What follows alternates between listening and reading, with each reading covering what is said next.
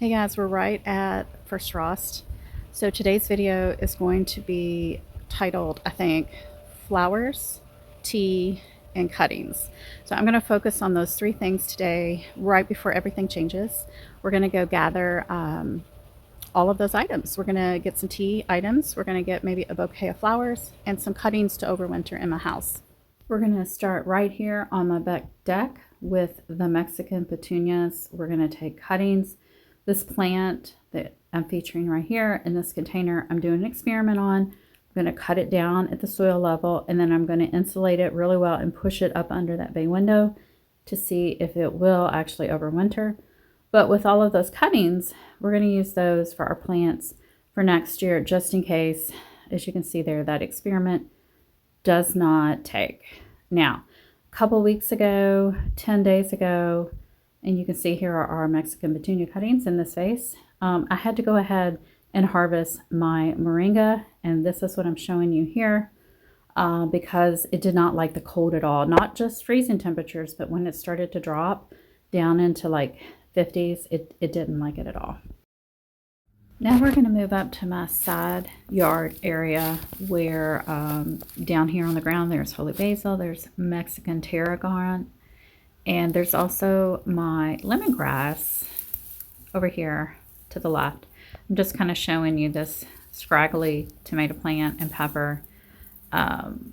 Yeah, we're not going to do anything with them, but we are going to work on this lemongrass. It's not as beautiful as the one I had last year, but what we're going to do is tie it down at the bottom and tie it at the top, as you can see with the blue ties there, and then we're going to cut and be very careful. The blades of the grass are so sharp. I did cut myself a couple times, and you can see we've got our harvest, and now I'm going to gently kind of pull out some chunks at the base with roots of the lemongrass, and this way we won't have to buy a plant next spring. You can see I got a nice chunk there with some roots on it. We're going to take these inside, put them in water, and eventually we're going to pot them into soil. I did not harvest any of the Mexican tarragon. It had already flowered, and it was already starting to maybe, the flowers were turning brown. It could have been a little bitter. I did end up taking some of this holy basil, even though I have a ton of it in the house. This one looked fairly clean. It's recently rained, so I thought, yeah, I'll take it. Just in case I happen to need more holy basil. Once you plant it, guys, you never have to plant it again. At least I don't. Yeah, more Mexican tarragon back in there. The flowers are gorgeous. It's a late bloomer for me, like October. And this is lemon balm. I have so many patches of lemon balm all over the property. Self-seeds like crazy. For the most part, this is evergreen for me year-round, so no need to harvest. I'll just go get what I want when I need it. Now, this pineapple sage is frost sensitive. It does come back here in my location, but for most people, it will die with the frost, and definitely this African blue basil will die with the frost. So we're going to take cuttings from both, and the pineapple sage will be used for tea. Remember, do your own research if it's safe for you or not. The African blue basil, though, we're going to need cuttings so that we have plants for next year. Propagation is the only way for me to keep this plant going in my garden. I cannot save the seeds because they are sterile. And so this is an important thing that has to get done right now. Now, I do have a variety of other things over here. This is just red sage. We're not going to do anything with that. I do have some feverfew right here. It looks so pretty. This is an evergreen plant here as well. Don't really need to do anything with that. The oregano, though, I will be coming out here and harvesting a ton of this really, really soon. Not today. I have a full container of the African blue basil cuttings and the pineapple sage. Now, I considered taking these flowers inside and making a bouquet. This is Tithonia or Mexican sunflower. Gorgeous. And then I thought, well, the birds love the seeds off of this. And the only way I had plants this year were because I left my seeds up last fall and I had some volunteers. So I left it. Beautiful plant. Absolutely recommend growing this in your garden for sure. And then I was able to find one single stalk of lavender, and I decided I'm going to bring that indoors. We can dry it. It's so pretty, right? I love lavender. Love the smell. Such a beautiful plant. And this one has done great in this container. It's about 2 years old, I think, year and a half. Unfortunately, life got in the way of me taking good care of my lemongrass and my pineapple sage. They both dried out in my house. This is about a week later. You can see they're not usable. So I brought them out here on the deck. I'm going to throw them into the woods. The water looks horrible down in this bowl. I just wanted to show you that this is real. Gardening is hard sometimes, and finding the time to deal with harvesting and preserving is something you really need to think about when taking on gardening. All right, guys, so now we're moving on to the storage portion of the video. We gathered before first frost. This is the moringa, and it is thoroughly dried out, as you can see. Brought it in the house. I cleaned it with just clear water, rinsed it, dried it a bit, and then hung it up out of direct light to air dry upside down. And I had it clipped so that it could hang upside down. And now that it is completely dry, all we're going to do is take the leaves off of the stems, and which will be easy. This will be similar to basil, dried parsley, whatever herb, you commonly cut, clean, hang up to dry. You can see it's still a nice, pretty bright green. And after I have stripped the leaves from the stems, all I'm going to do, remember this is thoroughly dried. There's no moisture at all. It is very well dried out. I'm just going to store it in this glass jar. I'll write on the label what this is, the moringa. So please note that this is my first year to grow moringa, 2025. I have not yet tasted this as far as a medicinal tea. I have not used it at all. So I'm just doing this for my personal usage. There are some people that I don't think are even allowed to try moringa, especially if you have any kind of health condition, pregnant, nursing, etc. So do your own research. Don't go by what anybody on YouTube says, right? Always do your own safety research. But I want to have it on hand. I probably will grow this again just because it was so beautiful. I love the actual plant, which is technically a tree. It did get about, I'd say, 5 to 6 feet tall. And that was just in one small growing season. I started the seeds really late. Now, I did not get any seeds, obviously. All I was able to grow in that time period were leaves. And I think there's a lot of uses for the entire plant. I'm not a moringa expert, so please do your own research. I'm just sharing what I gathered from my personal usage before first frost. All right, so I'm going to get busy and just strip all this, put it in the glass jar, and then I've got a few more things I need to show you. And there we go. I need to go find one of my canning funnels so that I can easily get all of this into that jar without making a big mess, but that's basically all that I did. Just stripped the leaves off the stems. I did leave a few of the really fine, fragile stems because I see myself mostly just using this for tea.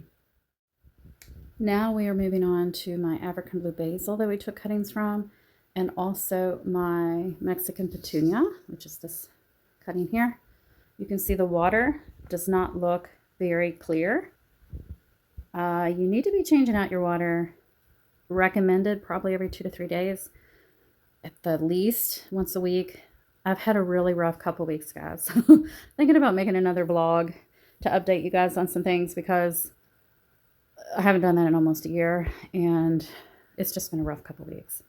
It's a wonder I even added water, which I did a few times, but I didn't empty it. We're going to remove all of these cuttings and assess which of these are keepers, because I have a feeling some of them are dead because the water did get low a couple times and they did dry out. But some are still alive, thankfully. I can see some nice looking leaves right here. So I'm going to put a towel down. We're going to pull these out. I would go outside today. We've actually had a cold period. Gosh, it's been like down in the mid 20s at night and mid 40s during the day, which is pretty cold for around here. So I'm going to get a towel. We're not going outside because it's kind of cold. And we're going to assess these roots. I do see some roots through the glass, which is great. But I have a feeling we're going to purge quite a few of these cuttings. Yeah, Some of this looks great. Some of this looks really bad. I need to clean that up because I don't want my family breathing moldy gunk, which is what I see right here on the African blue basil. Yeah, we really need to assess these guys. Thankfully, there are a couple that did get some water. This one has a root. Thank goodness. I'm going to clean the base. I'm going to put in fresh water, and then we are going to purge this guy. I might be able to salvage this, actually, if we cut way up here and just make it a really short, tiny cutting. We might do that for some of these. Okay, so the good news is that every single Mexican Petunia rooted. Lots of beautiful, great looking roots. I have some examples right here. This guy, I was going to show y'all. You can see he's got nice roots. He's vibrant. He looks really healthy and I guess happy. I don't know how, but these plants are so tough. I really love them. They're so easy outside and as indoor cuttings. So we got plenty of the Mexican Petunia. The bad news is that only about 3 or 4 of the big African blue basil cuttings survived the severe neglect. And this is what the remainder looks like. I went through all of them. I saved what I could. Now I do have a few little ones that I'm going to cut and put into a different container. I'll just cut off maybe a little bit of the end, put them in this container. And then I have this one that it's been in the house longer than these cuttings. Not sure why I ended up with him in the house. You can see the long roots. He's been in here much longer. Maybe I accidentally broke it off and I just brought it in the house to go ahead and get a cutting going. So he will go in this cup as well. And then I have a spot over at the window there where these 3 will hang out. Like literally they will hang out until say mid-March when I start potting them up. They will be in that container right there. Our cutting bouquet looks a little empty now that we lost so many of the African blue basil. So what I'm thinking about doing is I have this bouquet of roses. I just bought them at the grocery store. They were half price. I thought they were so pretty, right? I can see that there's some root action happening down in here. Can you see that? Now, it is possible to root a rose cutting and get a whole new plant. I have tried a billion times, well, maybe like 30 or 40, usually not with great success, but I know people probably can do it. I'm going to try. So I'm just going to take out these cuttings, clean them up a little bit, assess those roots a little bit more. And I'm just going to stick them over here with these guys. Since I have the room, it'll look pretty. It won't look as odd just to have a vase of cuttings if the roses are in there as well. The ones that have the thorns, I'm going to go ahead and scrape the thorns into the trash. And then I will stick, now you see this one. There is a growth right there. Whether or not that will continue to develop any kind of root structure, who knows? I'm going to trim up the bottoms so that we've just got that nub right there of growth and nothing below it, and see, maybe that'll help as well. Now this stem actually has a really nice root structure coming out. Some kind of growth. I'm assuming it should be a root. That's what makes sense to me because should be like a leaf joint. That would have probably been a leaf joint just like this one right here. You can see there is growth coming out as well. Whether or not that's just more leaves or some type of root. You can see a much larger one right here. And that does look like, I don't know what in the heck that looks like. It could eventually become leaves is what it appears to be. But, you know, it's worth a chance. That's why I love gardening. It's so much fun to take these risks and see what will happen, right? You can see on this one definitely what is coming out here at the leaf joint are more leaves. This tiny, beautiful new growth.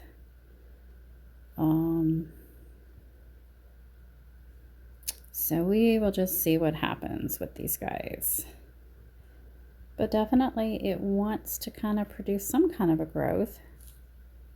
Now, whether or not I could remove this and try to get it to root from the bottom. I'm not a rose expert. I do have several roses. I'm usually just winging it though and doing the best I can.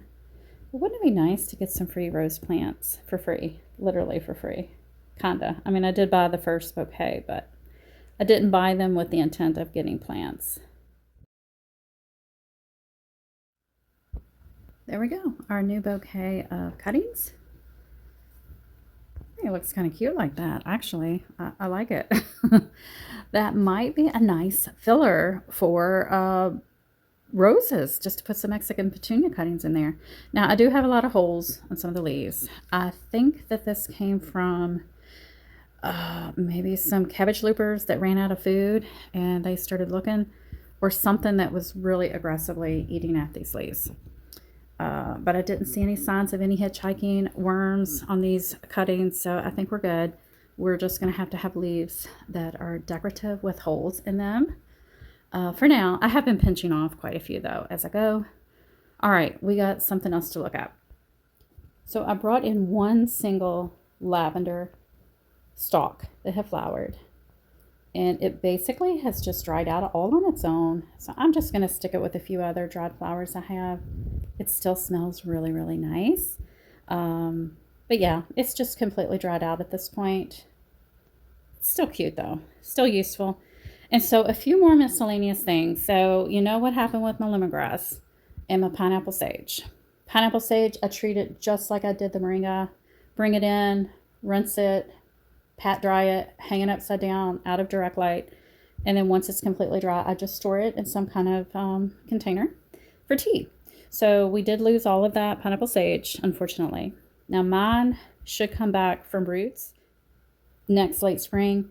It usually overwinters here. Okay, I'm like a 7B/8. It is a zone 8 plant. Now, I lost all of that lemongrass, right? Remember? Well, thankfully, we took a few of the roots from that plant right after I took all of the cuttings. And now look what we've got. We have 3 separate lemongrass plants. This one is growing aggressively. I have to keep changing the water in this container.